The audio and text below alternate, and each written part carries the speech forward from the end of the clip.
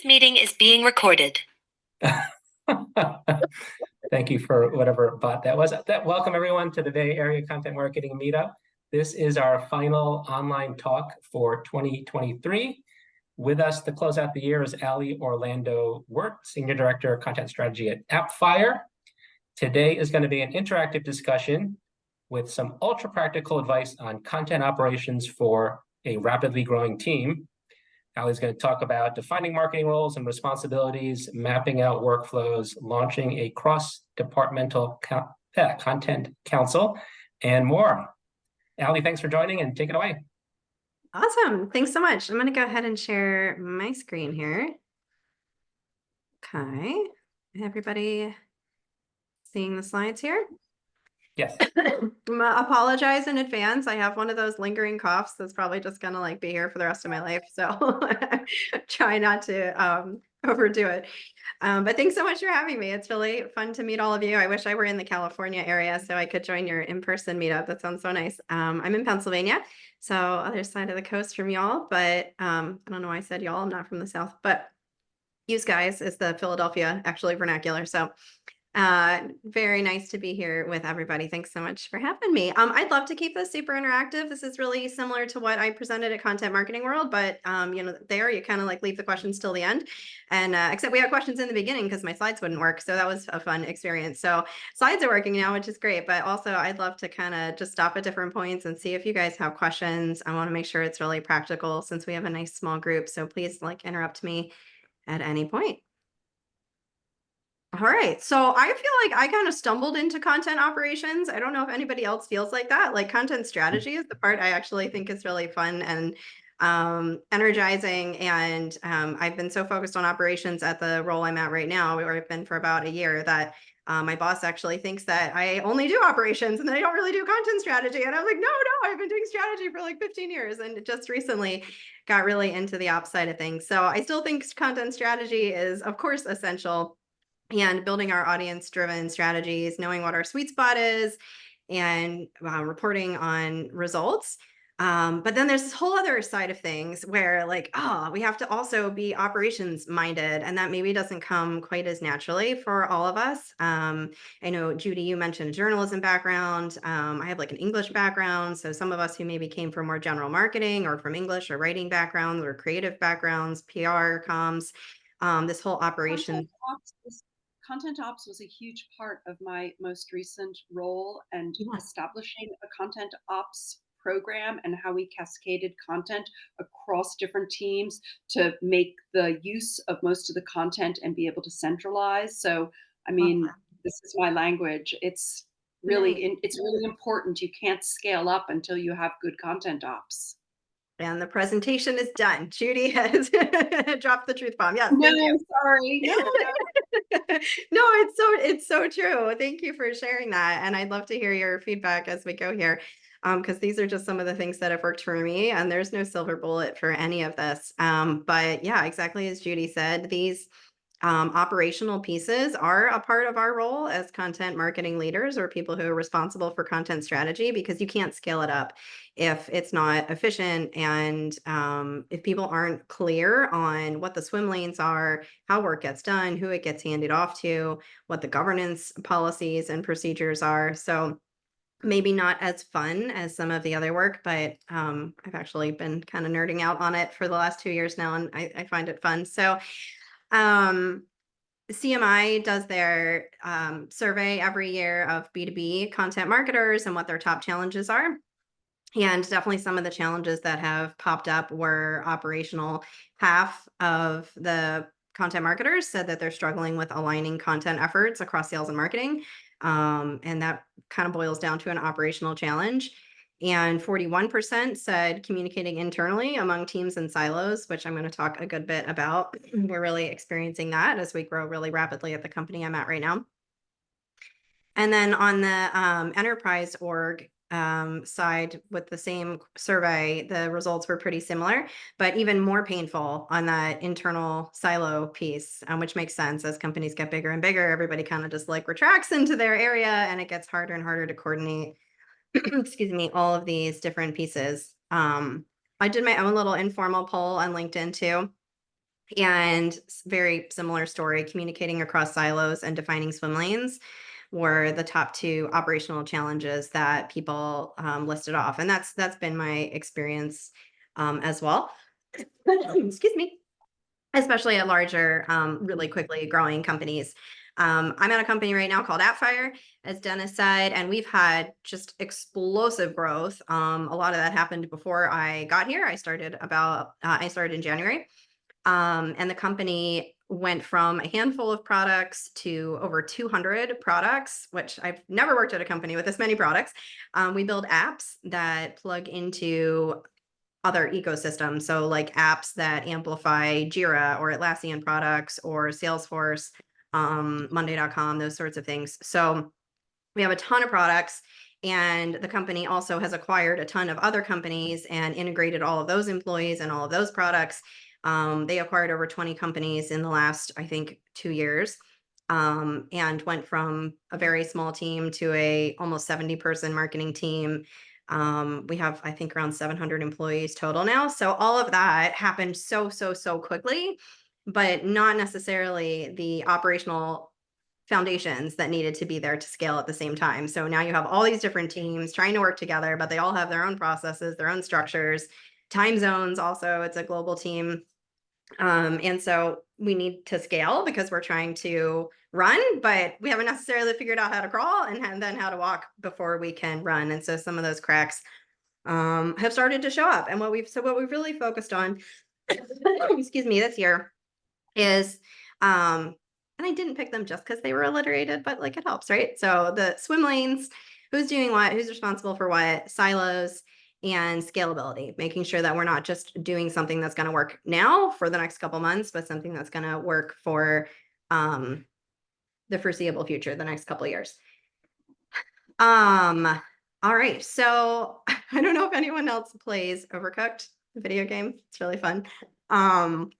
This is what kind of came to mind when I thought about when those cracks aren't addressed in operational processes, like these balls just start getting dropped, and then like the finger pointing starts, and people are saying, well, whose job was that? And nobody's on the same page about what we're doing. And when do we actually get to say no? It feels like all these requests are coming in from all these different places. And then at the same time, I think one of the ironies I've observed is we feel like all we're doing is being really responsive and putting out fires. And then at the same time, it feels like we can't be nimble and we can't be agile, and it takes so long to get things done. And so those are some of the operational challenges we've been facing, especially in my current company, but in some of my previous roles as well. And now, no, there we go. So you're gonna have to just stay with the Overcooked video. We wanted to really address that. And Robert Rose has done, I think as y'all have seen probably across the board, a lot of great work around content operations, and actually did a consulting project at my last company that I was able to come in and read through the whole report that they had done and learn a lot about how they thought about content operations as well. And one of the things he said was, it's time to feed the giant, but we should be careful not to get distracted by the food and instead focus on our ability to cook. Too often content marketers get wrapped up in content creation rather than their ability to lead the efforts to create. And he's been preaching on this for a while. So how do we prioritize content ops when there's so much other content marketing work to be done? I think that is one of the challenges. Sometimes the operations piece kind of gets the leftover attention because there's so much just creation to be done and also strategy work. But a big message that I've been trying to communicate this year, and have had, found my other people that agree on this, and we kind of have bonded together and championed this message, is that operationalizing the strategy is actually part of the strategy. It's not a separate, we'll get to that when we get to it. And if you ignore it long enough in favor of maybe the other bright and shiny stuff, eventually it's going to all come to a grinding halt, or it's going to feel like a really painful slog. So it has to be addressed. And like Judy said, it's absolutely critical to being able to scale long-term. Excuse me. I think the good news is that it's totally possible to start small. It doesn't have to be overhauling all the things right away. I love Schitt's Creek, so there's going to be a lot of gifts throughout. Sorry, I apologize in advance. If anyone isn't a fan of the show, it's a fun one. So I have really focused with my team this year on like getting our house in order first. Let's make sure our team is running efficiently and effectively. We know what our processes are. And then from there, we can start to expand, but also controlling what we can control, finding our advocates, building that internal groundswell of support. And I think it is one way as AI becomes bigger and more prominent. It's not content creation is the thing that people are really looking at replacing with AI and outsourcing. And probably a lot of us agree that shouldn't be done completely and, without a lot of thought and strategy behind it. But understanding and executing on the operations side is another way that we can just elevate content's impact and strategic value to the organization and make ourselves more indispensable. So I think it's always a good thing to be able to do that. Okay. All right. So these are our 3 focus areas for the next few minutes. And we're going to start with swim lanes. We're going to dive right in. So what does a lack of clearly defined swim lanes look like? I think usually one of 2 problems. And the one is we feel like people just are not doing their job. Balls are getting dropped and there's no clear owner. Everyone's saying it wasn't their job, but nobody knows where it broke down. That's the one side of the coin. And I think the other side of the coin is everyone is doing everyone else's job because, again, there aren't clearly defined swim lanes. And this is probably even more annoying when there's too many cooks in the kitchen and everybody thinks they should be doing everybody else's job, and it slows things down and is also just tremendously frustrating for everybody. So really the basic solution to both of these problems is, like, as fundamental as it sounds, getting everybody in agreement on roles and responsibilities. And I think also actually documenting those so that there's no wiggle room or lack of clarity around people's roles. I was thinking exactly of races as you were talking. Yay! I was thinking about races and thinking, oh, it's just a racy problem. Yeah. It is. Who can we see, like, show of hands? I know not everybody's on camera or in chat. Like, who's familiar with Racy? Hey, Andy's here. Hi. And control maps. We use control maps and races. I don't know if that's another one. I do not have control maps in here. I'm going to want to hear more about that. So I'll start with Racy. Again, I think a lot of people are familiar with it, so I won't go super deep, but it is all about documenting the role that people play in a particular project. So the R is the person who is responsible. They're actually working on and doing the work. Accountable is the person who's kind of like butt is on the line and is making the decisions and responsible to see that it does get done. Consulted are people who that we get their feedback, or maybe they're required reviewers for content, but they are not doing the work. This is one of the ones that's, I think, the biggest sticking point for us often. We have a lot of constituents who think they are responsible or accountable, and they're not. They're consulted. And so it's like, yes, we will get your feedback, but you're not actually the decision maker on that. And those things have to be, like, really clearly understood by everybody. And then informed, similarly, I think sometimes there's people who are like, why wasn't I consulted? And it's like, you're not going to get consulted on this one. You're going to be informed. They get a heads up. They're aware of the progress. We actually did an in-person workshop to document this for our team because we were having so many issues with lack of clarity around who was doing what, especially around our campaigns, where we've got almost every team in marketing trying to work together, and we just were having balls dropped left and right. It was starting to get a little bit tense, and teams were starting to kind of like pit each other against each other, which is not our culture and how we want to operate. And so I was really thankful. My boss pulled everybody together in person. It was a small group of people that were really committed to process improvement. And we did a giant whiteboard and sticky notes and mapped out every step and talked about what the roles and responsibilities are and who falls where in the Racy model. And that was really helpful. I think the in-person was helpful to diffuse some of the tension, but it, like, totally could be done virtually as well, with, like, a virtual whiteboarding tool, which there are lots of. And so there, it's totally possible to do it that way too. But if things are starting to reach a little bit of a boiling point, sometimes that FaceTime does also go a long way too. I think it can also just be as simple as, a collaborative document. Our product marketing operations head and I sat down, and one thing we were having, again, just a lot of just unnecessary back and forth and friction around blog posts. Like, who is doing the brief? Who is reviewing it? When do we have to take product marketing feedback? When don't we? Like, who else needs to see this? And it's so many issues over and over. And so we just sat down and, like, line by line, these are the steps of the process. This is the Racy, and came to an agreement on who's responsible for which steps. And that made a really, really big difference. We did also discover when we rolled this sheet out to everybody that it was way too much detail for most people. Like a couple of us wanted this like nerdy level of information, but for most people, they didn't want it that deep. So we built a higher level cheat sheet. It's got colors. It's a little easier for people to wrap their heads around. And it's just super simplified, like who writes it, who reviews it. We've been updating this. We just updated it again about a week ago. So we keep revisiting it as new roles are added, as new types of work are added to make sure that it still makes sense. And then have put it in Confluence in our central documentation in a place that everybody knows where it is and can find it. Any questions on any of that so far?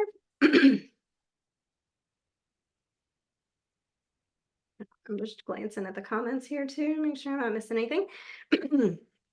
Awesome. So that's a quick win. RACI in particular can be done with like one project. You could take like I did, like I'm just going to do a RACI for blog posts, some particular type of content that's causing the most friction. And that way, like your group of stakeholders is pretty small and you're able to test it out in a smaller way, controlled way and see how it works. If there is openness to it, I think doing it at a broad team level is really helpful too. And thankfully, again, our CMO has been pretty tuned in to, because of the way that we've grown, like we are really not all working super well together like at the beginning of the year. And so we sat down and actually did this as a marketing leadership team. And every these columns represent every function in marketing. So we've got creative, product marketing, demand generation, content, et cetera. And we all listed out what we thought our teams were responsible for. And then we discussed it and we thought it was going to take like half an hour and it took like 3 hours. But I think that's important because it highlighted areas where we thought, wait, what do you mean you think your team's responsible for that? No, your team's not responsible for that. And then that dialogue could happen. Or we ended up with a whole parking lot of things that we actually were like, we don't know who owns that. Like who owns YouTube? Like, I don't know. Is that content? Is that PR and comms? Is that social media? So, we didn't solve it all in that one meeting, but at least got the discussion going. And that was really helpful in identifying some of those gaps. But that's going to be easier, I think, if you have like marketing leadership support in doing it at a broad level like that.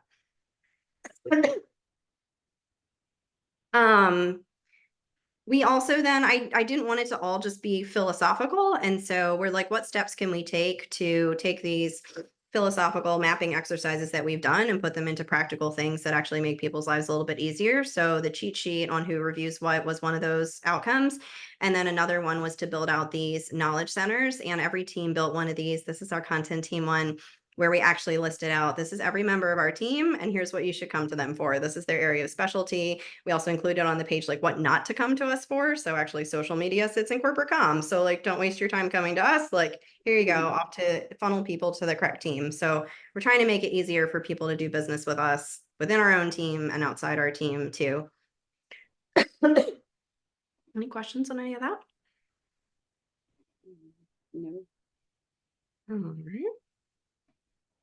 Okay, so that was all about who is doing what and defining that and the swim lanes. And then the next part is really about how it gets done and the silos. So how do you know if you have a silo problem?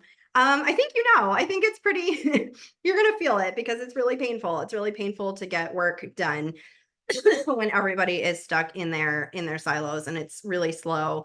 And actually, one of my team members wrote this whole article because it's related to our area that we sell our products in around silos and breaking them down. But some of the pain points that she called out are when departments are starting to act really antagonistic towards each other. And there's like that finger pointing happening when there's duplicate work being done because people don't know that this team over here is doing the same thing this one is.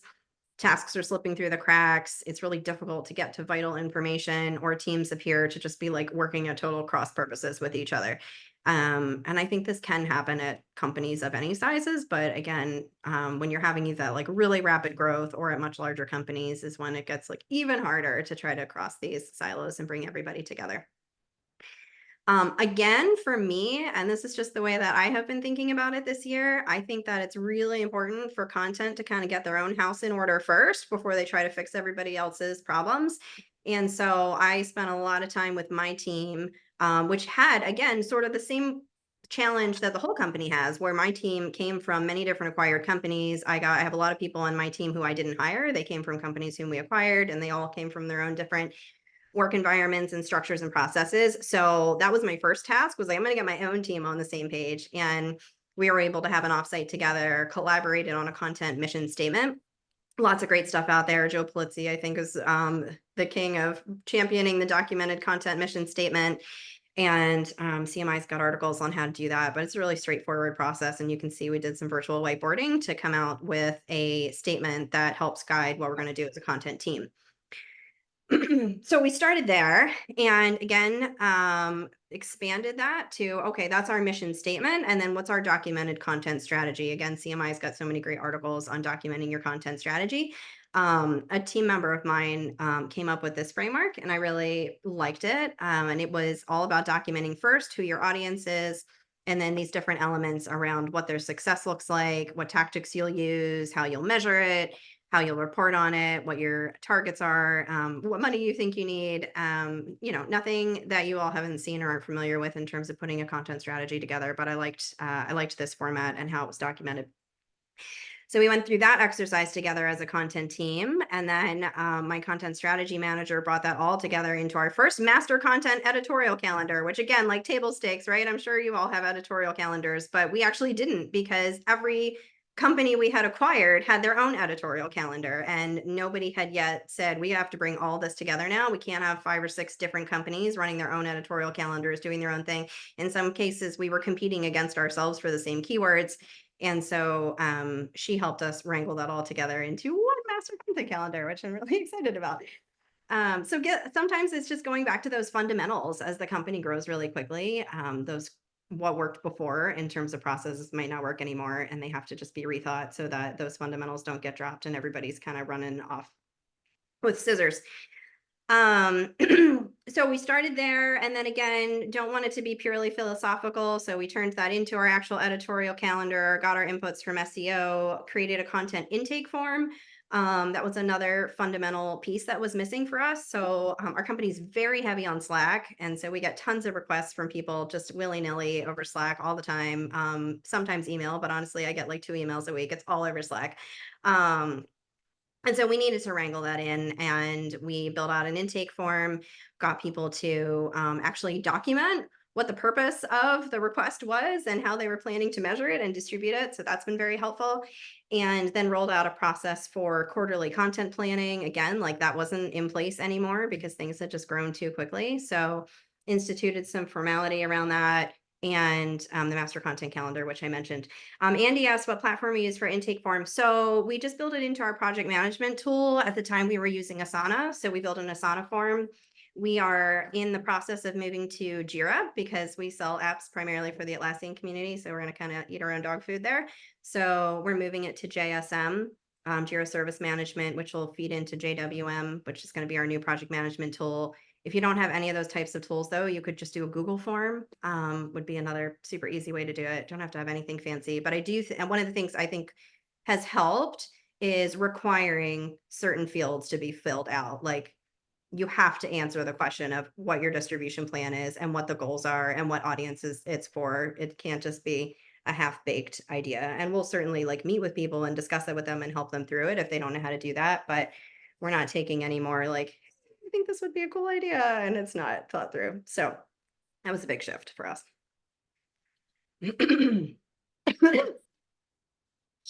Okay, so that was our part of getting our content house in order. And then we're like, cool, we know what we're doing. We have a strategy, it's documented. What about everybody else? How do we bring this all together to the rest of the content team? And so this was, again, part of our in-person workshop where we had representatives from all the different functions in marketing.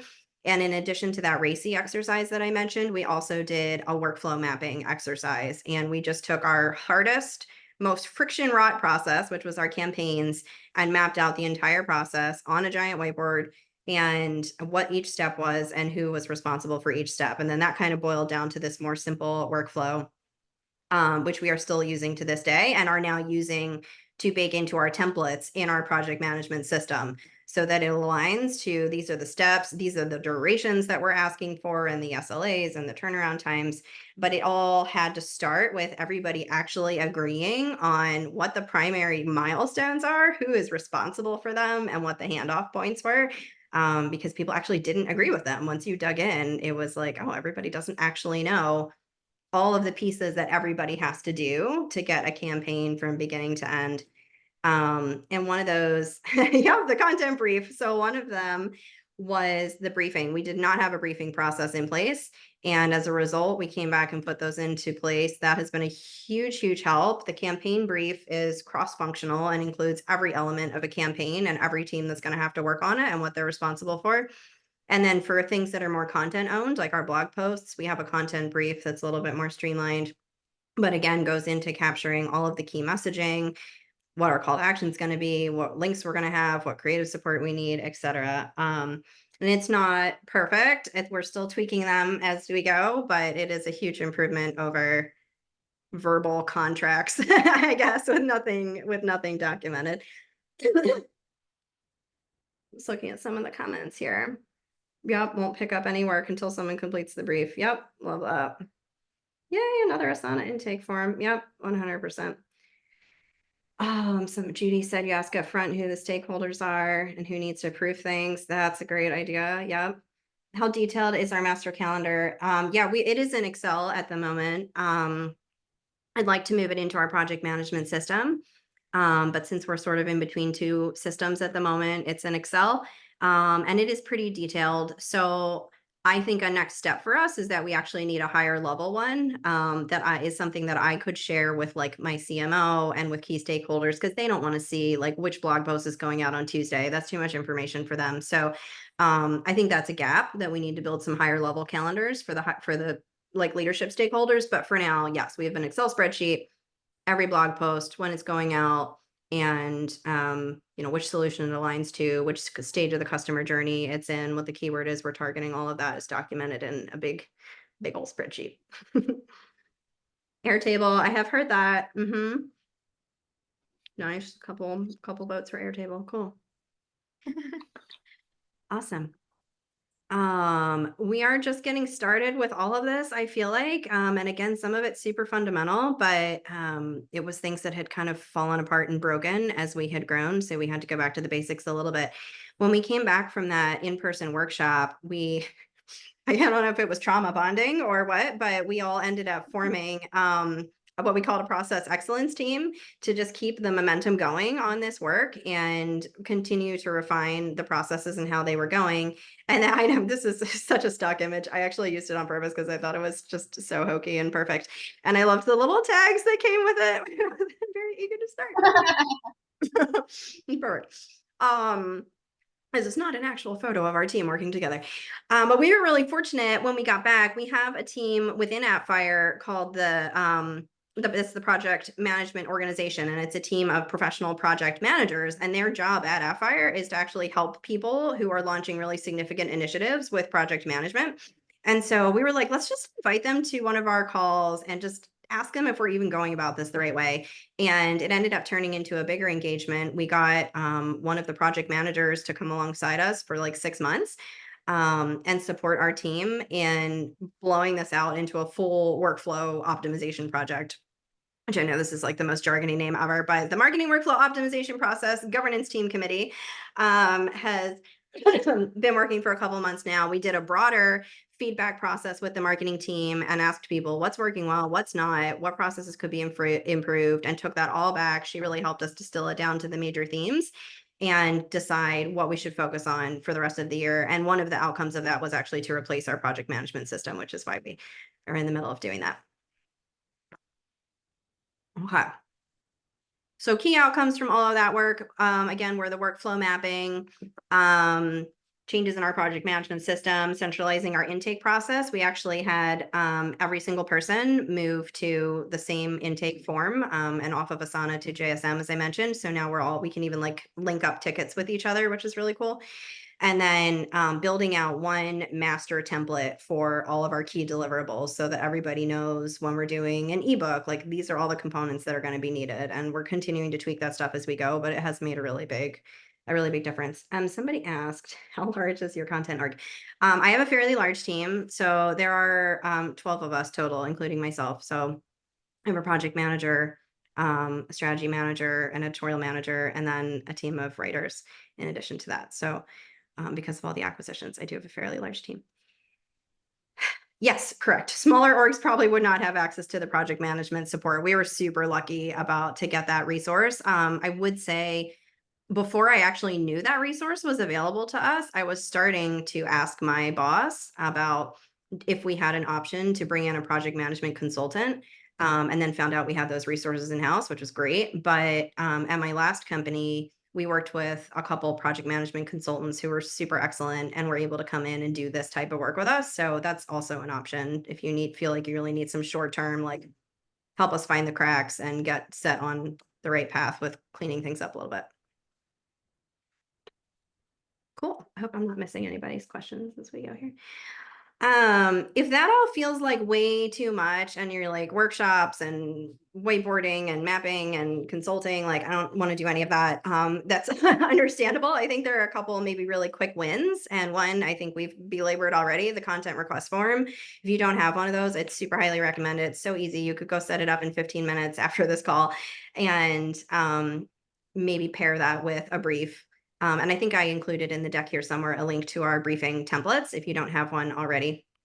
And those are really quick, easy wins to just get people to be more intentional about what they're asking for from the content team and to think through those really important questions before they just ask and ask and ask, especially like sales teams and those ones who love to request things.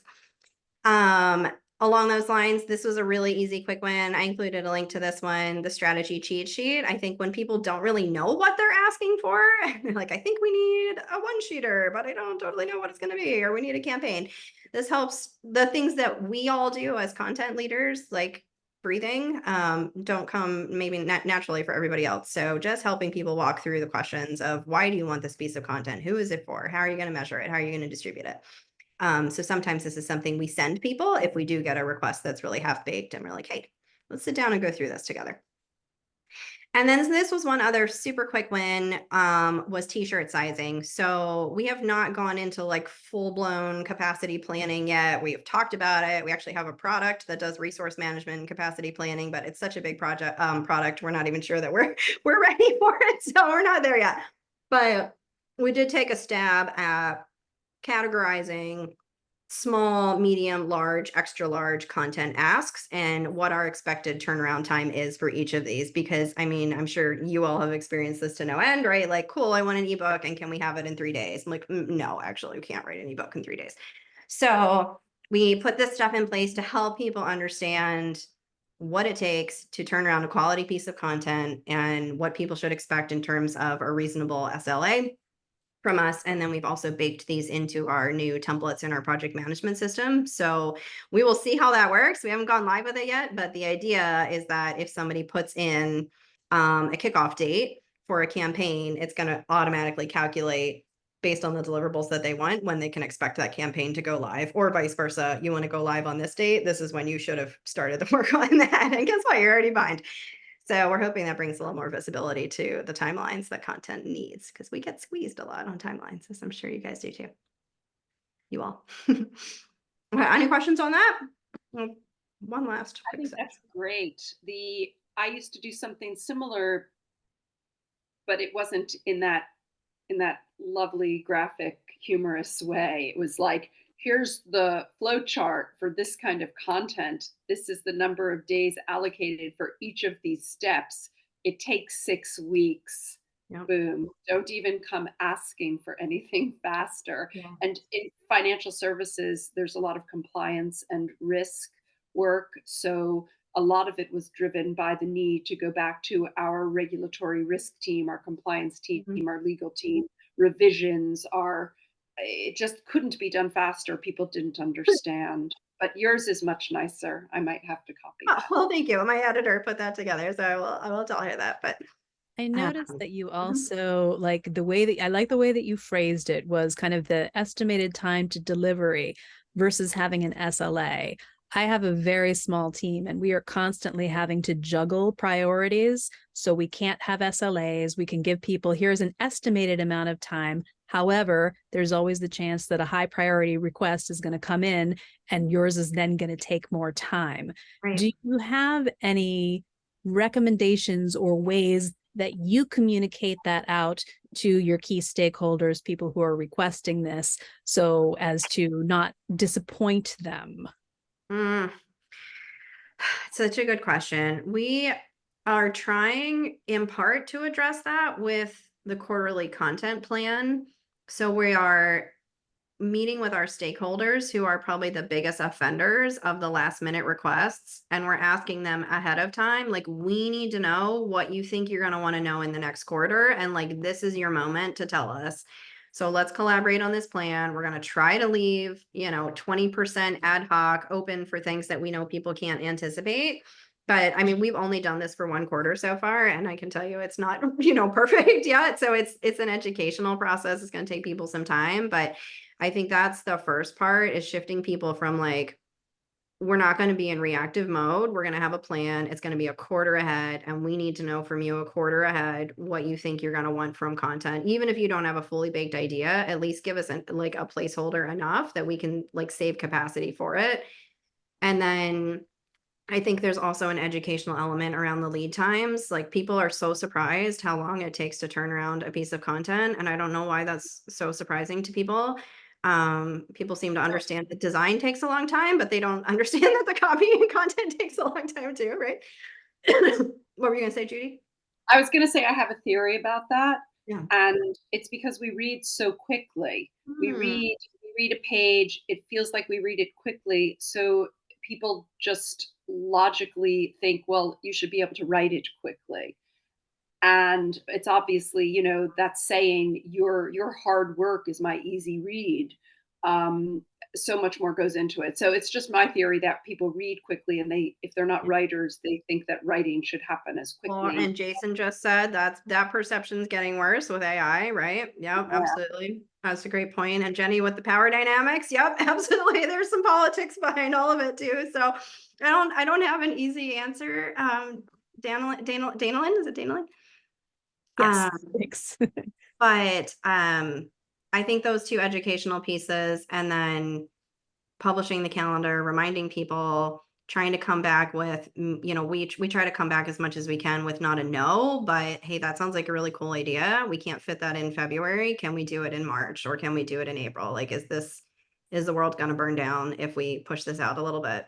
Or if it is, then what are we going to drop? Like, what can we not do instead? Because our team is at max capacity, and sometimes. We try to set priorities. Like, when we're requesting things, it's like, is this P1, P2, P3, high, middle, low? And it's not just what you as the submitter thinks it is, but like, we have a whole team that gets together and does content prioritization review every other week to just check I like on that things. idea.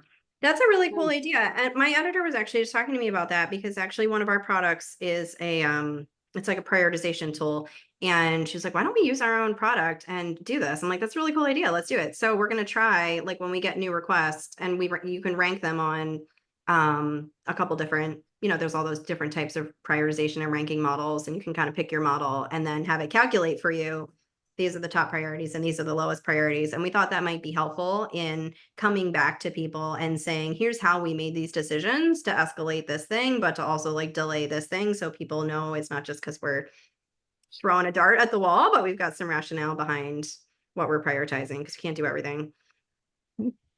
I would just add, it's a great moment for content teams to ask, when you have frustrated leadership that's like, why is this stuck, to sort of tap them in and nominate them, say like, the role you can play is to help with the prioritization efforts, because a lot of what happens is somebody jumps the line because of who they are or the project that they think, and so if the team sees that the prioritization is political, or that you can jump the line if you go tap the CMO on the shoulder, or that you can jump the line if your project is the CEO's baby, you can really like quash a lot of these prioritization problems by just getting leadership to sort of document priority. And then when it's busted, you can go in and be like, hey, so-and-so is trying to jump the line, and we all agreed that's how this gets bad. So could you please, do that leadership thing? I think that's a huge missing part of content ops, that a lot of leaders like defer that responsibility, and they're like, figure it out, but they have a role to play there too.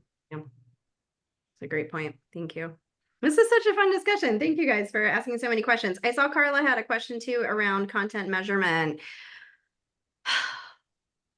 content measurement does not sit on the content team, and it has been a struggle this year. We have had a huge gap in responsibility for reporting, which technically sits on our digital marketing team. And we had issues with that role, and then an absence in that role, and now just hired a brand new marketing ops person who's been here for like a day. So we've had a lot of starts and stops with trying to get content reporting, and we are not at all where I would like to be or where we've been in like previous companies in terms of that. But it's never sat with content in any of my previous roles. I'd love if it did, but we've always had to just work really closely with our marketing operations and digital marketing team to push sometimes, like, hey, can we please get on the roadmap here for, like, I know demand gen reports are going to have to come first, but then also, like, can we start getting some content reports on the horizon? And so we will work with them to document, these are the kind of questions we want to answer. These are the things we think are our priority to measure and report on for content. And here's why, and their influence on revenue, especially if we can attribute the impact the content ultimately has on leads and sales and revenue, which is almost impossible to do in the model that I'm at this current company. But in most traditional SaaS companies, it works pretty well. So yeah, it's a process, but it has to be a partnership with marketing ops, for at least in my current setup. Okay. All right. Last quick section on scale. So I think our work is not done, even once we've got all those foundations and partnerships built out, because it just keeps growing and going. So one thing that has to be a constant evolution is how your team is structured. I've done this a lot of different ways in lots of different companies. I don't claim to be the expert on this in any way, shape, or form, and would love to hear what other people are doing. But in a couple of my roles and what we're doing now in my current team as well is aligning different content specialists to own a solution area or a suite of products or a featured product. And then that way they are able to really tightly partner with our PMMs, with our product marketing managers, and become a content expert in that area. And that's made a really big difference versus trying to have everybody write for everything, especially in like a more complex technical industry. So we are trying that. It's going to be a big shift for our team next year. I'm having everybody get ramped up right now on really starting to dive into their solution areas and beef up their strategy skills. I have writers who don't have a ton of strategy experience, so it's a learning curve, but I think it's going to help us be more strategic and spread the strategy across more people instead of so much of it just coming from me and my managers.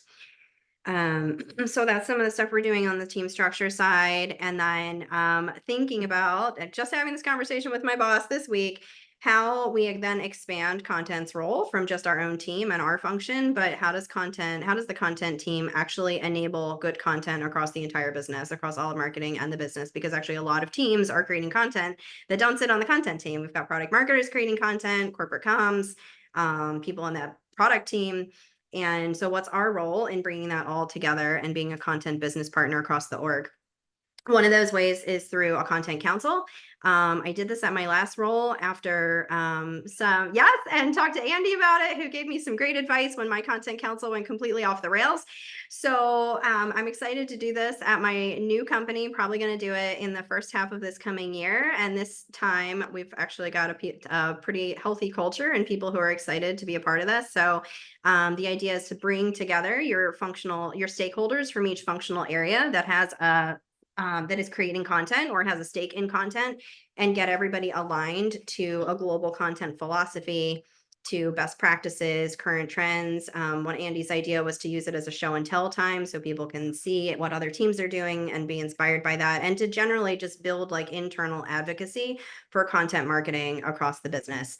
I'm really excited to do it here. Again, as I mentioned, at my last company, there was just a not great culture and not receptivity to people telling other teams how they should do content. And so we hit some roadblocks there. And also, as Jenny mentioned, my leader at my previous company was not giving the top-down support that I needed for people to feel like they needed to participate. So things are in a better place at this new company. I'm excited. Maybe in a year I can come back and tell you guys how it went. But I think there's a good appetite. So that is, not every company and culture probably has the appetite for it, but if they do. I think, again, finding your people who are excited about content, who want to be collaborative is a good starting point. And that was another thing I think I learned from doing this the last time was I pulled in leaders like VPs from each area, but I think it would have been better to pull in people who were closer to the content and passionate about content, that like really wanted to be there and weren't just there because of their title, but were actually there because they like love content.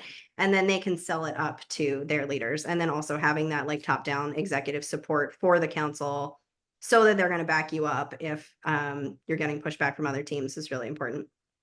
Ooh, Carla has done this at another company. It was a big step forward. Awesome.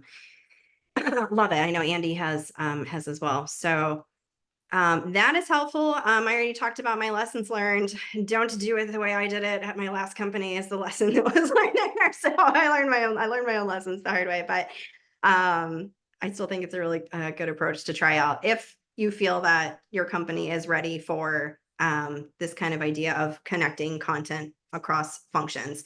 And one of the other ideas that I'm excited to implement here is aligning content narratives across all of these functions. So how do we take all the way from that very top level brand positioning, what we want to be known for, and cascade it down to the stories we want to tell, the topics we want to build authority for, the pain points that our products or solutions and services solve, all the way down to like the nitty gritty of features and functions. But all of that should tie together to a common theme and have some cohesiveness to it. And that's something that could be mapped out in a content council so that everybody comes away feeling like, even if we're all creating different types of content, it's all aligned to the same general story, instead of everybody just doing their own thing. Ooh, content marketing roundtable. That's nice. Editorial exchange. Awesome. I mentioned capacity planning really briefly. I think, again, as it scales, as the company and the organization and the content team scales, this is really important. We have attempted to do some of this here and more so at some of my previous companies with taking that t-shirt sizing and then going even deeper and actually putting like hour estimates and story points, doing a little bit of agile methodology around how many points we think a team can take on in a quarter, and then actually taking our marketing plan and saying, okay, well, this is 500 points and we know that our content team only has 400 points available. This isn't going to work. We're not there yet at this org yet, but I think it's an interesting concept. If kind of like somebody asked earlier, how do we get people to really understand when we're at max capacity and we can't just keep taking on more? Let's skip over that one. And then last thing I'll mention super briefly is as the content team scales, I think asset management is one of those things that can't be ignored. We're starting to have those conversations here as well. It was a huge topic of conversation at my last company where we had content living in 14 different systems. And at that point, it's a problem that's so big that nobody wants to solve it, because it would take too much time and too much money to address it. And so I think the time to address it is when your content is starting to live in maybe 2 or 3 different systems, and figure out what your source of truth is going to be, where files are going to go, that's going to be the repository, and putting those governance guidelines around maintaining it and having a review cycle so content doesn't get out of date. So something I'm also going to be looking at this year. And it can be simple. It can be as simple as a Google Drive or a Dropbox, or it can be as advanced as, enterprise digital asset management system. Okay. Oh, look, a quick shout out for Jenny. As Jenny knows, and I've shared with everybody who will listen, as I started to try to implement some of these changes at my company this year, I thought I had executive buy-in, and then I realized about halfway through the project that I didn't anymore. So that was really scary. And then I stumbled across Jenny's book and read it. It's a quick read. It was really helpful. Lots and lots of good stuff in here about selling your leaders on your ideas, working your teams through change, getting buy-in on change. It really honestly made a huge difference for me. And I came back and repitched my boss on the project that I thought that we already had support for, and got everything back on track, which was exciting. So that was very helpful. And again, starting with getting your own content house in order, finding your people that are going to engage in this work with you at whatever level they're at, so you can kind of build a groundswell, control what you can control, start small, celebrate those wins, build a roadmap of what your operational focus areas are going to be, and then find that supportive leader who's going to champion it at the leadership level. I was more time than I thought it would be, but you guys have had, this been such a fun discussion. Thank you so much. Are there any other questions or comments?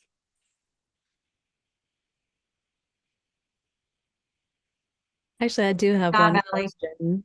Or so, go ahead. No, I just want to say, great job, Allie. I will second that it was a great job. My question is around your planned content council, and this is open to anybody else who has said that they've already had one. So who would you typically include?